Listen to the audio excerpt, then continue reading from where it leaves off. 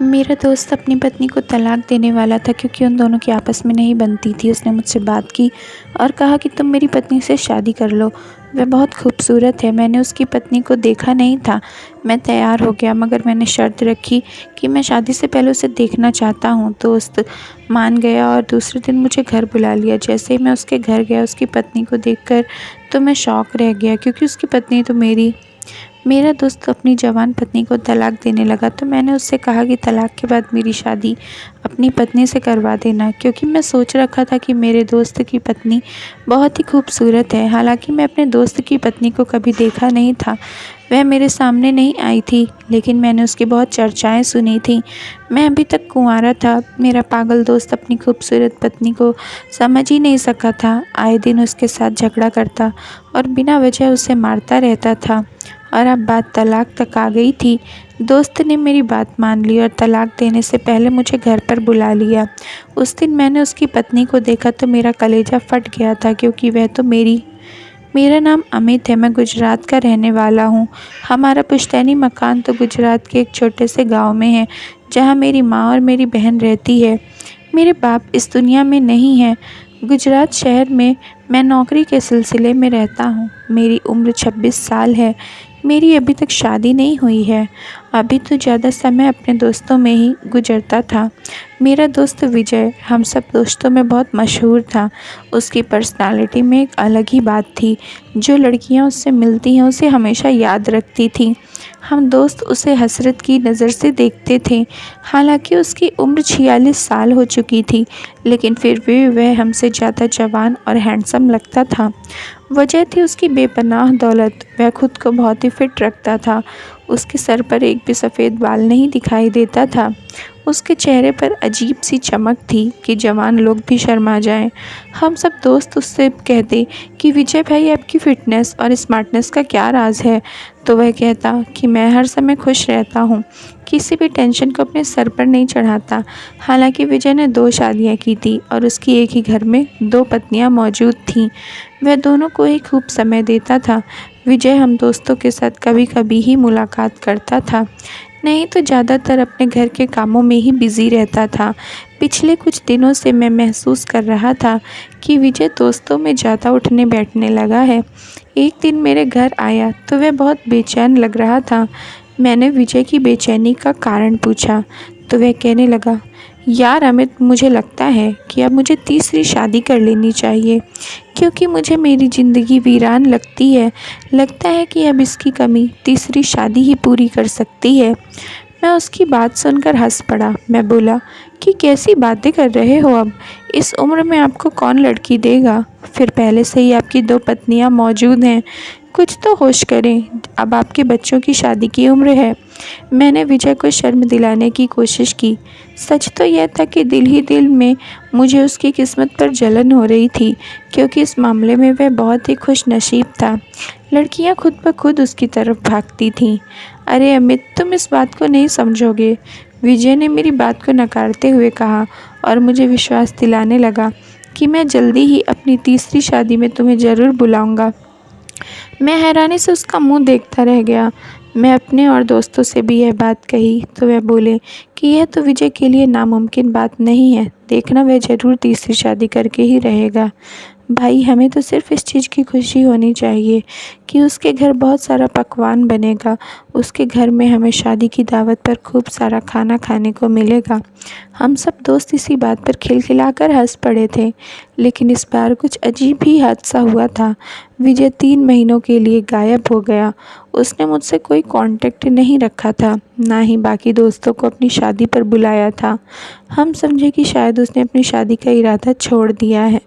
लेकिन एक दिन विजय के कज़िन की ज़ुबानी पता चला कि उसने 20-21 साल की लड़की से तीसरी शादी कर ली है। अब तो हम लोगों की जलन की कोई सीमा नहीं रही थी।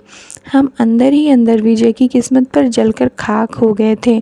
उसकी उम्र 46 साल की थी और 3 शादियां कर चुका था, जबकि हम सब दोस्त 25 से 26 साल की उम्र में भी अभी तक कुंवारे बैठे थे। और यह हमारा ऐसा दोस्त था जो उम्र में सबसे बड़ा था। खैर, अब हमें नाराज़गी कायम रखनी थी कि उसने हमें अपनी शादी में नहीं बुलाया था। लेकिन यह बात भी बड़ी हैरान करने वाली थी। इतना हल्ला गुल्ला शोर शराबा करने वाले इंसान ने इतने सादगी से शादी कैसे कर ली, जबकि उसने हमें खबर भी नहीं दी थी। मैंने विजय से कांटेक्ट करने की कोशिश की तो उसने मुझसे मिलने के लिए मेरे घर पर ही आने का कह दिया। लेकिन जब मैंने विजय को देखा तो मेरी हैरत की हद ना रही। वह तो सूख कर काटा हो चुका था। उसके सर के बाल आधे रह गए थे, आंखों के नीचे काले गड्ढे साफ दिखाई दे रहे थे। विजय, तुम्हें क्या हुआ है? तुमने अपनी क्या हालत बना रखी है? मैंने परेशानी से पूछा तो उसने कोई जवाब नहीं दिया, जबकि उसकी हालत बता रही थी कि वह दिल ही दिल में बहुत दुखी है। चाय वगैरह पी लेने के बाद मैंने उससे उसकी तीसरी पत्नी के बारे में पूछा तो वह एकदम से उदास हो गया। कहने लगा कि क्या बताऊं मेरे दोस्त, मेरी 21 साल की पत्नी जिससे मैंने मोहब्बत की शादी की है, उसने तो मुझे दिन में तारे और रात को सूरज दिखा दिया है, जबकि मैं उसे खुश रखने की बहुत कोशिश करता हूँ। अब तुम ही बताओ कि मैं कहाँ जाऊँ। विजय बताने लगा कि उसकी पहली पत्नी भी बहुत खूबसूरत थी, लेकिन वह ज़्यादा उम्र की थी। दूसरी शादी उसने मजबूरी में की थी। सिर्फ तीसरी पत्नी ही ऐसी थी जिससे मोहब्बत की शादी हुई थी, जो उसने दिल से की थी और सिर्फ अपनी तीसरी पत्नी को चाहता है। उसके साथ शादी की पहली रात एक अजीब सा हादसा हुआ था। उसकी तीसरी पत्नी ने एक अजीब शर्त रख दी थी। कहने लगी कि मैं तुमसे उस समय तक बात ना करूँगी जब तक जिस मकान में तुम रहते हो वह मकान मेरे नाम ना कर दोगे। विजय को इस बात पर गुस्सा आ गया था कि यह लड़की अपने हक से बढ़ रही है, लेकिन उसके लिए यही बहुत था कि उसने किसी 21 साल की लड़की को अपनी दुल्हन बना लिया था, क्योंकि इस उम्र में नई नवेली दुल्हन का मिल जाना एक अनोखी बात होती है। जबकि विजय की हड्डियों में अब दम नहीं रहा। खैर, उसने बाद में आकर सब कागजात पर साइन कर दिए जो उसकी तीसरी पत्नी ने उसके सामने रखे थे। उसकी पहली दोनों पत्नियों का भी इस घर में हिस्सा था, लेकिन विजय ने मोहब्बत में आकर अपनी तीसरी पत्नी को सारी जायदाद लिख कर दे दी, जिसमें एक घर, 2 दुकान और एक फार्म हाउस शामिल था। इसके अलावा उसके पास कुछ खास नहीं था। अब उसकी परेशानी देखने लायक थी। बात करते करते वह चुप हो गया था कि सारी हकीकत बताने के बाद मैंने उससे पूछा, भाई, अब तुम्हें शादी से समस्या क्या है? तुम्हारी तीसरी पत्नी अब क्या कहती है? वह तो अब अपने नाम सारी जायदाद वगैरह तो लिखवा ही चुकी है। अब तुमको इतना परेशान होने की क्या ज़रूरत है? अब यह परेशानी तो तुमने खुद ही अपनी किस्मत में लिखी है। तुमने जज्बात में आकर अपनी सारी जायदाद अपनी पत्नी के नाम लिखी क्यों थी? तब विजय ने बताया कि परेशानी की बात दरअसल यह नहीं कि उस औरत ने जायदाद अपने नाम करवा ली है, बल्कि उसने एक और इच्छा जाहिर की है कि तुम अपनी दोनों पत्नियों को तलाक देकर उन्हें घर से निकाल दो। बेशक तुम उनके बच्चों को अपने साथ ही रखो, लेकिन पत्नियां तुम्हारी ज़िंदगी में नहीं होनी चाहिए। वैसे भी अब उनकी उम्र हो चुकी है। तुम्हारी पत्नी अब जवान नहीं है। मुझे समझ नहीं आता, क्या मेरी पत्नी की मोहब्बत है या फिर उसके अंदर की जलन, और वह मुझे अकेले करने का सोच क्यों रही है? तुम तो जानते हो, मेरी पहली पत्नियों से मेरे 2 बच्चे हैं। वह मेरे बच्चे की माँ है। इस तरह मैं उनकी दुश्मनी मोल नहीं ले सकता। सिर्फ अपनी तीसरी बीवी के कहने पर छोड़ नहीं सकता। अब तुम ही बताओ, मुझे क्या करना चाहिए? विजय का केस बहुत ही उलझा हुआ था। मैंने उसे कहा कि 2-3 दिन तक समस्या का हल ढूंढ निकालेंगे, तुम परेशान मत हो। लेकिन अगले ही पल उसने एक अजीब बात कही जिससे मुझे एक हैरत में डाल दिया। विजय ने कहा कि तुम मेरी मदद कर सकते हो। विजय धीमे से बोला कि एक तुम ही हो जो मेरी मदद कर सकते हो। मैं तो हैरान रह गया। मैं उससे पूछा, मैं कैसे तुम्हारी मदद कर सकता हूँ? मैं तो अपने घर की औरतों का लड़ाई झगड़ा ही नहीं निपटा सकता, और तुम कह रहे हो कि मैं तुम्हारे घर की समस्या का हल निकालूं। जिस पर विजय ने कहा कि मेरे भाई, समस्या यह है कि मैं तुम पर भरोसा करता हूँ। मैं जानता हूँ कि मेरी पत्नी की समस्या क्या है। वह बहुत कम उम्र और बहुत खूबसूरत है, और मैं 46 साल का हूँ, वह मुझसे 25 साल छोटी है। तुम खुद ही सोचो, इतनी उम्र के फ़र्क के साथ एक औरत एक मर्द के साथ सुकून वाली ज़िंदगी कैसे गुजार सकती है। मुझे लगता है कि उसे किसी कम उम्र के नौजवान साथी की ज़रूरत है, जो उसकी इच्छा को समझ सके और उसको खुश रख सके। मेरे पास इन सब कामों के लिए न समय है और न ही मेरे अंदर हौसला है। बातों ही बातों में मैंने शादी तो कर ली, लेकिन मुझे लगता है कि अब मैं अपनी कम उम्र पत्नी को खुश नहीं रख सकता। मुझसे गलती हो गई कि मैं तीसरी शादी कर ली। विजय की बात सुनकर मैं सोच में पड़ गया। वह बोला, लेकिन अगर तुम चाहो तो मेरी ये परेशानी कम हो सकती है। मैंने हैरत से पूछा, अब वह कैसे? विजय बोला, देखो दोस्त, छोटी सी बात है कि मैं उस लड़की को तलाक देकर अपने जायदाद से हाथ नहीं धोना चाहता, और अगर मैं उसे तलाक नहीं देता तो वह मेरा जीना हराम कर देगी। वह मेरे गले की हड्डी बनी हुई है, हर रोज़ मुझसे नई नई फरमाइश करती है, और अब बात बहुत ज़्यादा लड़ाई झगड़ों तक आ पहुंची है। तुम ही बताओ, मैं इस बुढ़ापे में एक जवान लड़की की इच्छा को कैसे पूरा करूं? कभी वह पहाड़ों की सैर करने को कहती, तो कभी स्विमिंग पूल में स्विमिंग करने के लिए कहती है, कभी सिनेमा हॉल में मूवी देखने के लिए कहती है। वह ऐसी ऐसी फरमाइश करती है कि जिसमें मेरी बिल्कुल भी दिलचस्पी नहीं। अब बस मैं उस लड़की से तंग आ गया हूँ, लेकिन गलती से मैं उसके नाम अपनी सारी जायदाद लिख दिया हूँ। अब मैं चाहता हूँ कि मैं उसे तलाक दे दूँ ताकि वह मेरी ज़िंदगी से हट जाए, लेकिन उसकी दूसरी शादी किसी ऐसे इंसान से हो जिससे कि बाद में मैं अपनी सारी जायदाद अपने नाम ले सकूं, और वह इंसान भरोसे वाला होना चाहिए। मैं जानता हूँ कि उस लड़की की माँ का यही मकसद है कि मुझसे सारी जायदाद हथिया कर उसकी शादी किसी और नौजवान लड़के से कर देगी। तुम उसे ज़िंदगी भर खुश रखेगा। मेरी तुम मदद करो।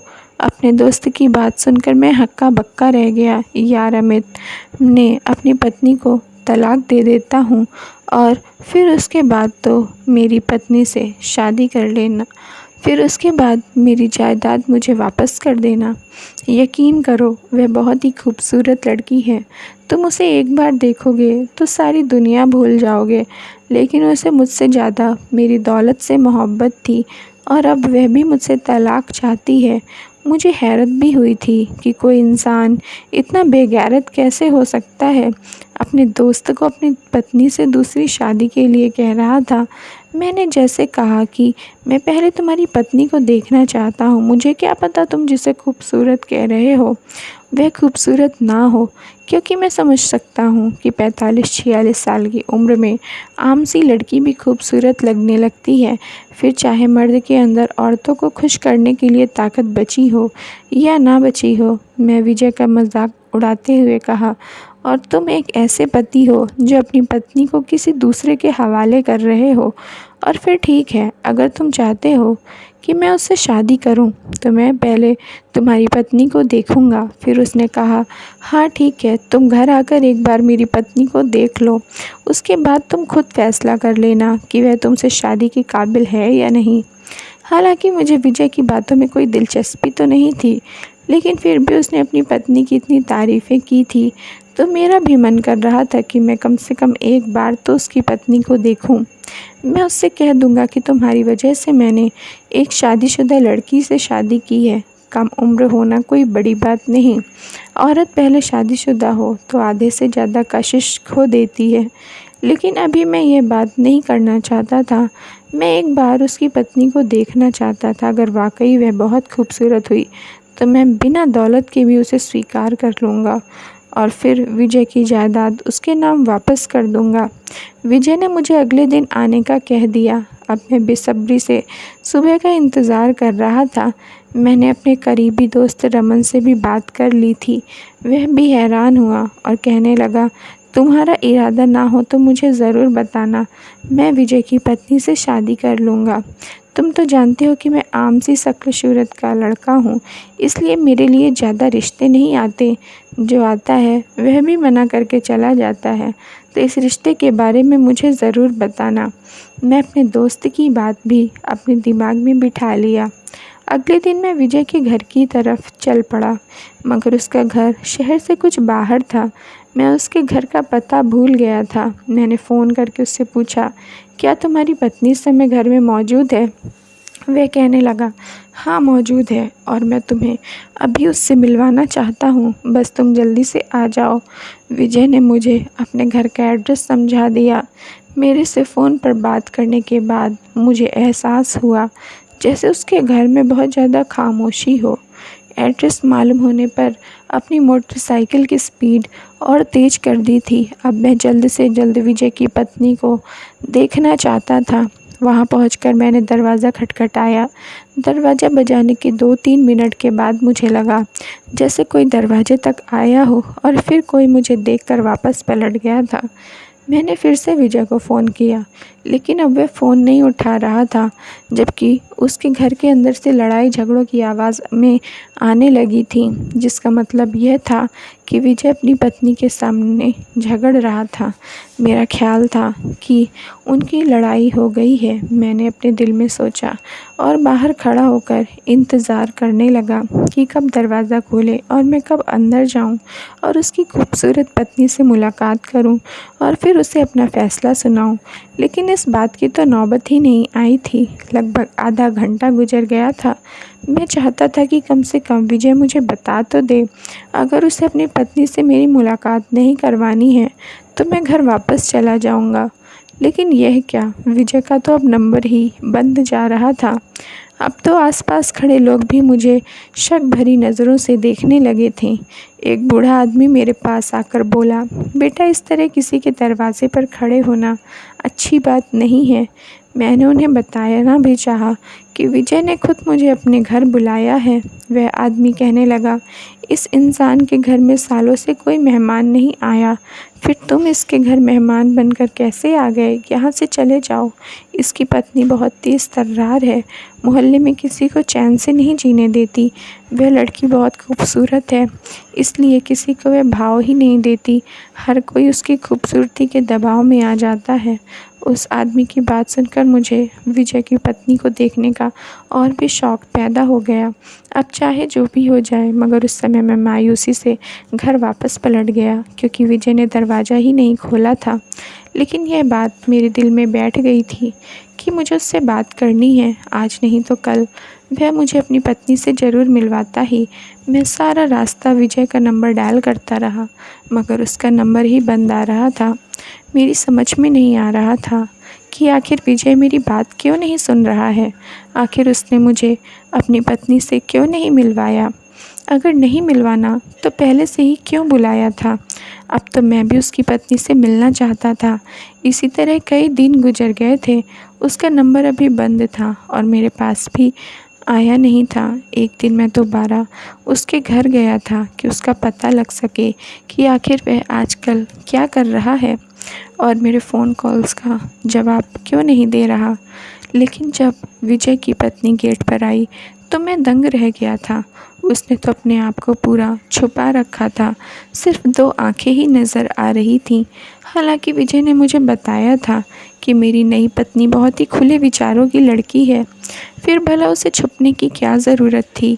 मैंने नोट किया कि जैसे वह लड़की बहुत ज़्यादा डरी हुई है। उसने मुझे अंदर भी नहीं बुलाया, बल्कि दरवाजे से ही चलता कर दिया, यह कहकर कि अभी मेरे पति घर पर नहीं हैं, जब आ जाएं तब आना। अब मुझे एहसास हुआ कि शायद विजय ने मेरे साथ बहुत घटिया मजाक किया है। वह शायद मुझे अपनी पत्नी से नहीं मिलवाना चाहता, शायद मुझे बेकरार करके मेरी बेकरारी का मज़ा लेना चाहता है। लेकिन हैरत की बात यह थी कि अब मेरे दिल में उसकी पत्नी के लिए एक अजीब सी उत्सुकता पैदा हो गई थी। मैं हर सूरत में मिलना चाहता था। खैर कुछ दिन और गुजर गए। मैंने एक दोस्त से कहा कि विजय ने मेरे साथ बहुत बड़ा धोखा किया और अब तुम ही बताओ मुझे उसके साथ क्या करना चाहिए। मेरे दोस्त ने बताया कि सबके लिए एक प्लान बनाना पड़ेगा। फिर मेरे दोस्त ने प्लान बनाया कि तुम उसके घर में जाकर पहले बिजली का मीटर ख़राब कर दो, फिर बिजली वाले का रूप धरकर विजय के घर चले जाओ। उसकी पत्नी से कहना कि तुम बिजली ठीक करने आए हो और इस तरह तुम बहाने से घर के हालात मालूम कर लेना और विजय की पत्नी से भी मिल लेना। मुझे लगता है कि तुम उसकी खूबसूरती का सुनकर उस पर मर मिटे हो, इसलिए उसे देखना चाहते हो। दोस्त की बात सुनकर मैं खिलखिलाकर हंस पड़ा। 2-3 हफ्ते गुजर जाने के बाद जब हमें मालूम हुआ कि विजय शहर में मौजूद नहीं है, तो मैं बिजली वाले का रूप धरकर विजय के घर चला गया। दरवाज़ा विजय की पत्नी ने ही खोला था और मैं उसे देखते चौंक गया था। मेरे पाँव तले से ज़मीन निकल गई थी। ज़मीन आसमान मेरी आंखों के सामने एक हो गए थे। मैं आंखें फाड़े विजय की पत्नी को देख रहा था। मुझे अपनी आंखों पर यकीन नहीं हो रहा था। विजय की पत्नी ने मुझे नहीं पहचाना था क्योंकि मैंने अपना हुलिया बदला हुआ था, लेकिन आज वह मेरे सामने बेनकाब थी। मैं उल्टे कदमों वहाँ से पलटा सीधा अपने गांव के घर पहुँचा था। मैंने अपनी माँ से कहा कि आपने यह क्या कर दिया? आपको ज़रा भी शर्म नहीं आई? आपने अपनी बेटी और मेरी बहन के साथ यह क्या कर दिया?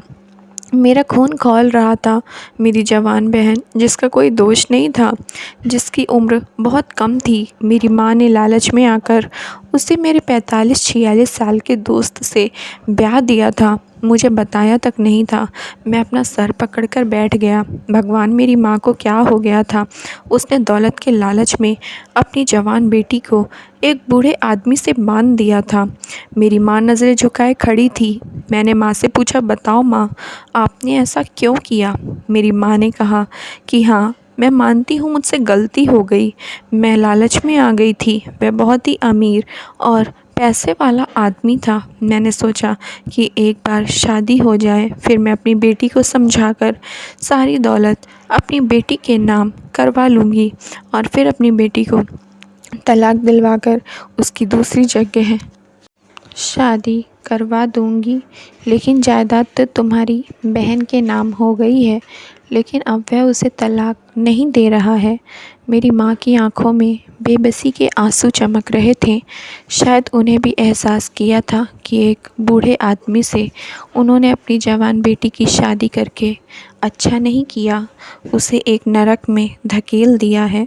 मैंने अपनी माँ को सारी हकीकत बताकर कहा कि अब जो हो गया सो हो गया और भगवान के लिए आप अपनी बेटी को अपने घर में बसने दें, बिना वजह उसका घर खराब मत करें। विजय की उम्र ज़्यादा थी, मगर वह दिल का बुरा नहीं था, बहुत ही अच्छा इंसान था। मैंने अपनी माँ को समझाया कि वह बहुत ही अच्छा इंसान है।